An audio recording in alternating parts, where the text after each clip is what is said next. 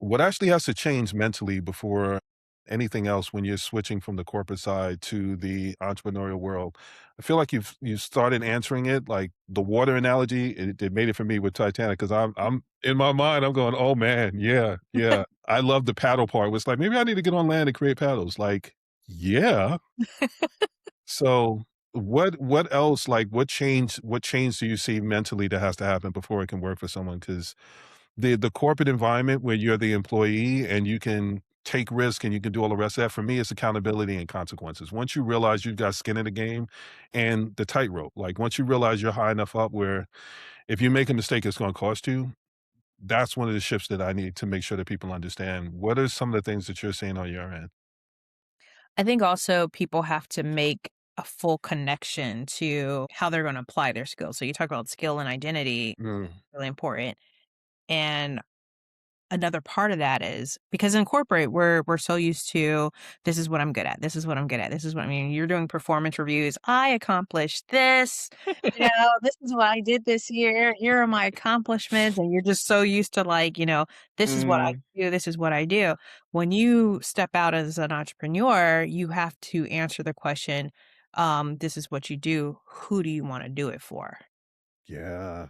And I think a lot of people, a lot of founders, business owners early on, they're the early stage, they're missing that point, even when it comes to how they're introducing their business, right? It's like, who are you helping, right? And people say, yeah, you can't help everyone. Sure, that's one piece of it, right? I'm not just talking about like client profiles. I'm talking about industries. What industries do you support? What, like really where's your sweet spot? Like who are the type of people? Because each industry has a language, Yes. right? And you don't speak all the languages. That's like supporting every country. Like you don't. And you don't unless you really want to spend a lot of time learning the culture and language, of each of those industries, which is a huge waste of time. You really need to niche down to, okay, which languages do can I speak and which ones are adjacent, right? That I might know enough Hmm. to kind of, pull in who they know that actually does speak my language, right? And so it's making that full connection. Like I can offer this. These are my skills, and these are where my skills best fit. Yeah. Yeah. And that trickles through all of your strategies, right? Your brand strategy, your marketing strategy, where you show up, all those different things, right? And then the problems that you can actually solve for the people in those industries, because I'm not going to really trust you fully, right? Or feel real warm and fuzzy with you if you don't even speak my language. Yeah. Yeah. Yeah. I've told some people that to me, the difference between basically advertising and marketing is one is you're gathering information to learn how to be able to speak that language. And the other is you're repeating it back to them and asking them if you got it right.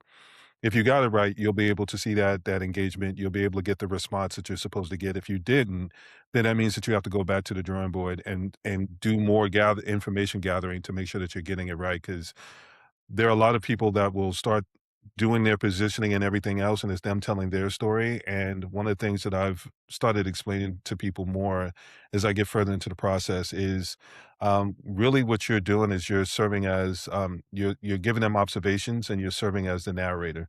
It's their story that needs to be told. It's not ours. They don't care about us until we figured out how to be able to remove that immediate obstacle or the immediate thing that was bothering them and made them have to seek out someone in the first place. Because once they see that, then it's like, okay, I can see the forest for the trees now. What was your name again? Like, it's just you have to be able to kind of move that immediate thing in order for them to be able to say, okay, well, now that we've done that, I can actually hear or see all of these other things, and it opens up for a lot of other things. So let's transition this into how do you do that? And one of the ways that you do that is by adding structure and systems. And structure enables vision and it makes it so that people have more time to see more of the things that as much as you can plan for some things, there's some things that you just can't plan for. And it allows you to be able to respond without knee jerk reactions or anything that you may regret down the line. So when a business isn't moving the way it should, where do you usually find the breakdown? I think structure is one of the things, systems is another. What are some of the things that you're saying? Yeah. So The 3 pillars that I focus on the most, and this is a part of my methodology, the Born Ops method, which is organization, process, and strategy. So we start with organization because I always tell people, like, at the end of the day, we're all in the industry of people. Your people are like your right people, your good people are like your most important asset, like to your business, right? And their structure, even in organization, right? And making sure that you get that right. And so there's various different tactics to understanding the health of your organization and getting to that trust piece of it, and which is Mhm. one of the things that's really important with, making sure your organization's right. But um, I actually wrote an article that's on LinkedIn Nice. and my Substack about structural integrity, and it challenges the traditional org structure. Nice. It's something that's been around for a long time, but we Mhm. we really haven't challenged it. And so when a lot of people are saying that, "Hey, I'm in a toxic culture," right? Mm. We just think about, oh, it's just bad people, it's bad leadership, bad middle management. And that may be true or may not be true, but no one ever looks at like, well, maybe it's structured the wrong way. True. Right? We've been relying on org structures that have been around forever, right? Since the industrial age, but no one's really ever gone back and really challenged that, right? And so I think what has happened is it's evolved over time and we've overlaid the organizational structure with the value system of the Mm. organization, right? So now it's no longer just this is how, our people should be aligned to get work done for the organization. Now it's how people measure their importance and value against each other. So where those connection points that should represent collaboration actually represent competition, right? And then that turns into like this very intense, sometimes toxic culture, right? That we see. So organization, I start there. And you really have to look at like, how is this structured? Do you have the right people in the right place? Are you promoting people into positions of leadership because of longevity, or are you promoting them because they actually have the qualifications to lead? You know? So, being able to ask those questions Mm. and dive deep into, like, what's the philosophy behind how your organization is structured is just even a first step. From there, once you understand people understand where their value lies and where they see themselves in the organization, then you can move into process because now you have buy-in. Right? So Absolutely. now because the people have to run the process, right? And so then we could develop processes and make sure that we get things out of people's heads, right? It can't be something on a sticky note. It can't be that, that assistant that's been there since the beginning of the business that knows everything. But if she leaves, like nobody knows where all the files are, right? Mhm. It's it's really like let's get these processes and let's use technology and let's automate where we can and let's find efficiencies and let's bridge these gaps and let's like not have these, you know, silos of information, right? So we develop the processes that people know and they understand, and then we can move to strategic vision alignment, which actually encompasses the whole thing. You should really Yeah. always know the North Star. And that's just a sit down with the leadership team, that says, okay, where are we going with this? Are you a founder like, you're founder led, but are you founder dependent? We need to know Yeah. the difference between the 2, right? So it's okay to be founder led, but if you're founder dependent, now we need to talk about, well, what happens if something happens to you? Or Yeah. if you're ready to exit, like, what do you expect to happen to your legacy? So all those are just, a sneak peek into some of the process that happens when I sit down with these teams, with these organizations, and this is more of like for the small and mid-sized organizations, but this is what, has to take place in order for them to kind of, make those transitions. You just took my mind in so many different directions. I'm listening to it and example, example, example, example, example. I don't wanna get distracted. I wanna circle back to your method and unpack that because this is another way for people to be able to get to know you. So I'd love for you to be able to kind of unpack it and recap it so that people get a chance because we're talking about structure. Everyone's has their own way of doing things, but you've looked at the landscape, you've said, "Okay, here's what I'm looking at. Here's some of the things to be able to cover, and here's how I'm gonna be able to cover it." The organizational, chart and be able to reevaluate that, yeah, I mean, there's a lot of things that I could talk about with that, but I don't wanna get distracted with that. I wanna focus on your framework and how you put everything together, so, I'd love if you could recap it and just kinda give people more an idea of not just what it is, but who it best, helps, and just go into a little more detail. Absolutely. So yeah, Born Ops method, OPS, organization process and strategy. But yeah, just that's kind of a sneak peek into it. I do a lot of thought leadership on social media, on LinkedIn, on Substack. I wrote another article about operational debt, and it breaks Mm, down those three different pillars and what debt looks like: organizational debt, process debt, and strategy debt. And that's something that can be measured within an organization as well. So I have partnerships. So I have a team of people that I work with, that we nice. come in, we do initially, we sit down, we do those assessments. We measure like what's your debt level in those different areas. After we go through that assessment with your team, and that's, a combination of sitting down with the leadership, finding out that strategic vision alignment, key people in the organization, looking at that org chart, trying to really tell the story, right? And trying to get the story. What's that snapshot? Where are you today? What are your perceived pain points, right? And then we do that assessment, right? After we do the assessment, we sit down, we come together, and we create a blueprint. So I have it called the Born Ops Blueprint. And essentially so here's our plan. Mhm. This is your get well plan. This is where we see alignment taking place. This is where we find those efficiencies. We're working towards a goal, and it's typically businesses, like I said, small to mid-sized businesses. Probably sweet spot between like the 500,000 to about $50 million mark between small and mid-sized businesses Okay. annual revenue.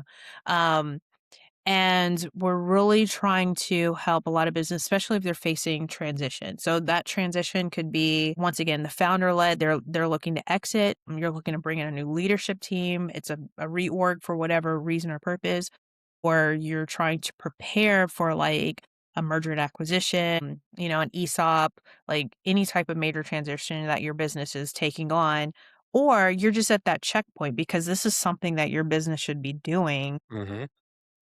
quarterly, if not annually anyway. So it's Yeah. like, hey, we need to bring in this other perspective from a strategic perspective, make sure that we have everything in order, make sure that we have efficiencies in place, and that's just being proactive of if anything major transition takes place, you have all of your books, your operations, your people, your org structure, everything is in place for that transition to take place, right? So that's who we target, that's who we work with. But after we have the blueprint, we sit down with the team, the leadership team, give them that understanding, make sure everyone's on the same page and in agreement, and then we move into that implementation stage. And that's, and it's customized all the way throughout for whatever the needs of the Love it. business might be. Love And it. we stay on, right? There's retainer services where we stay on, there's checkpoints, we sit down, we talk because you have to leave that room for, pivoting or changes that might take place, Mhm. right? It's not set in stone, right? There's a buffer there. And so we hang on for that. We stay with you to make sure that, we help you through the whole transition.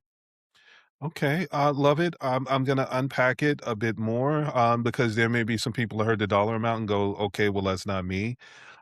Realistically, one of the things that I break it down into is revenue stages, and anytime you get to, say, 50,000 or more, you start getting to the point where you're beyond validating, you're beyond trying to identify the red flags, and you're actually in a growth stage leading into the scale stage. So once you've gotten to the point where you're generating that and you start to do it on a regular basis and you're working your way up to six figures, that's where you want to start putting some of these things in place because that's when you start to realize I don't need to be the person in charge of every single thing. So when you said, is it founder led or is it founder dependent? That's where you start to see that transition where people will say, okay, well, it's been solely dependent on me. And now, like, bringing it back to some of the reasons why people got into business. Well, I want to get into business so I can work my own hours. You don't get to work your own hours when it's founder dependent. So Right. now you have to start figuring out how to be able to figure out the things where, like, this absolutely needs me versus these are some of the things that don't need me. So, organization process and strategy is really looking at being able to say, having someone like Erica come in and say, okay, well, based on everything, this assessment and everything that you're saying, these are the things that your organization is built on. This is what your process is. Part of the process is these are things that you absolutely should be involved in. These are some of the things that are probably taking up time that you can outsource or you can hand off to someone else.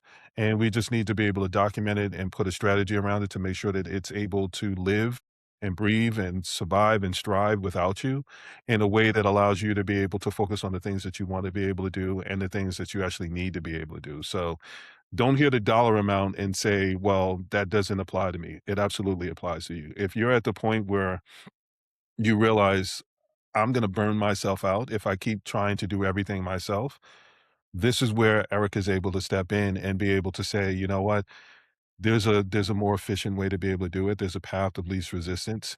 You have to start figuring out how to be able to do that. So don't listen to the dollar amount and say that's not me. It's if you've gotten to the point where you realize you can't do it yourself. You may start off as a solopreneur, but you realize somewhere along the line you got a virtual assistant, or somewhere along the line you outsource your marketing or this, that, and the other.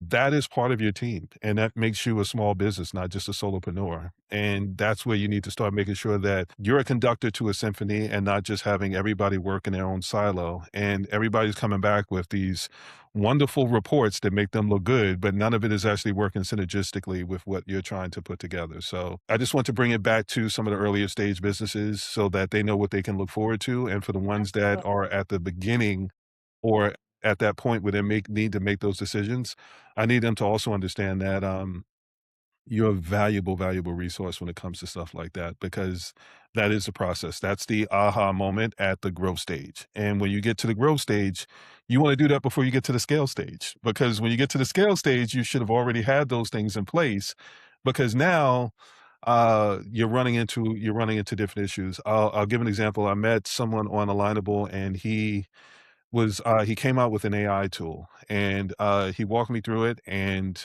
it wasn't an intentional assessment, but it was just, all right, if you're gonna walk me through it, okay. We do it. And Yep. user case one was great. And I'm like, okay, I see where you're going with it.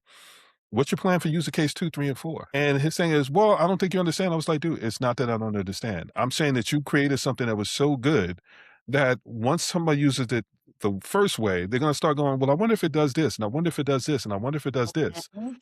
And that's when you go from having a good idea and a good business opportunity into something that's going to grow. And the moment it grows, then it's going to start to scale because people are going to start using it for all these other reasons, which brings you to the conversation of, and this is me as a strategist, and I know you'll appreciate this, the difference between intended use and then what you choose to do with it beyond that. And I say you have to figure out, are you going to put boundaries in place or are you going to embrace it? Because if you're gonna put boundaries in place, then that's intended use that says, "Listen, I built this to be used this way." If you use it another way, do not start leaving bad reviews talking about this went wrong and this didn't do the way it didn't go the way it was supposed to because that's not how it was intended. You need to Right. start putting something in place that draws that line in the sand. And if you're gonna embrace these other things, then this opens you up to be able to grow. It opens you up to be able to scale. We would need to map that out and start to look at what that looks like. So when I say it can be early stage, it can be something that these are things that you can really have that conversation.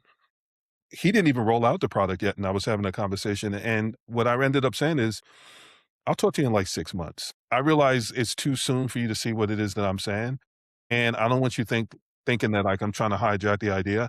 Wait until a few people ask you, 'Can it do this?' And then you'll start to see what it is that I'm saying, because once you have success, success opens up the door for all the things that you couldn't plan for."